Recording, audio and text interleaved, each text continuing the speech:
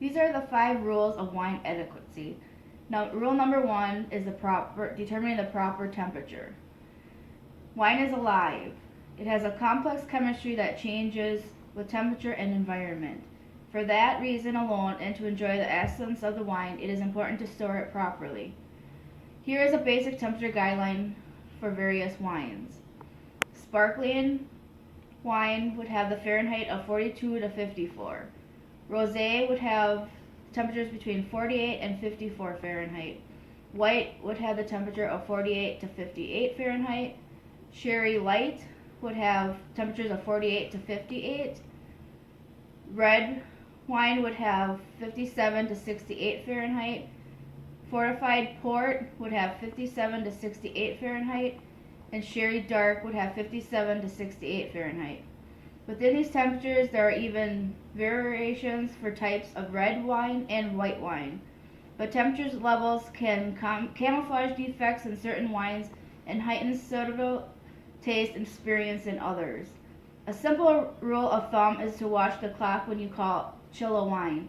It takes about 10 minutes for a wine to drop 4 degrees Fahrenheit.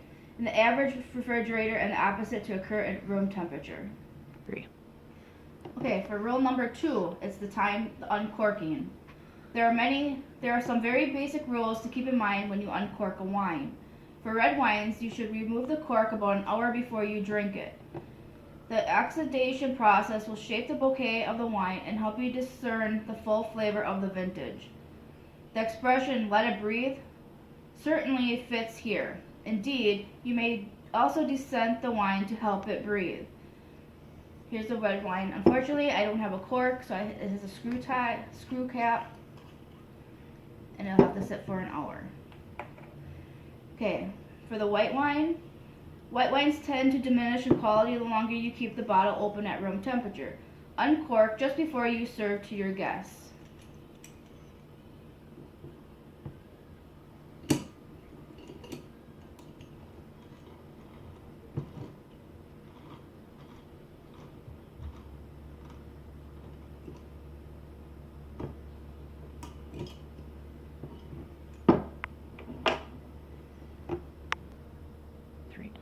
Okay, rule number 4, pouring the wine.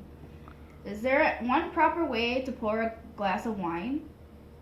Has our obsession with detail become the manic that we have etiquette for this simple act too? Well, I suppose the answer is yes, but these rules are dead easy. In the world of wines, you have those with bubbles and those devoid of bubbles.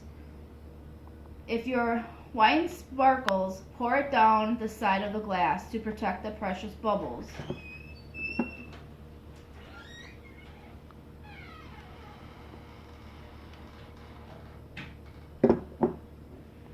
If your wine is still, pour it in the center of the glass to let the bouquet permeate the vessel and float upward.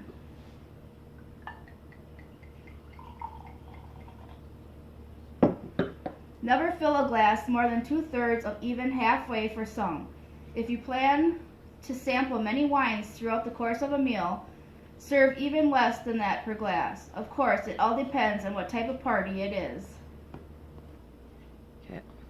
Rule number 5, use the right glass. Wine glasses are a diverse lot, and sometimes it can be tough to figure out what is appropriate for what. They are crucial, however, to the overall appreciation of a wine and work in tandem with temperature. The large bowl of a typical red wine glass is intentional. The same principle is at play with sniffer glasses for brandy.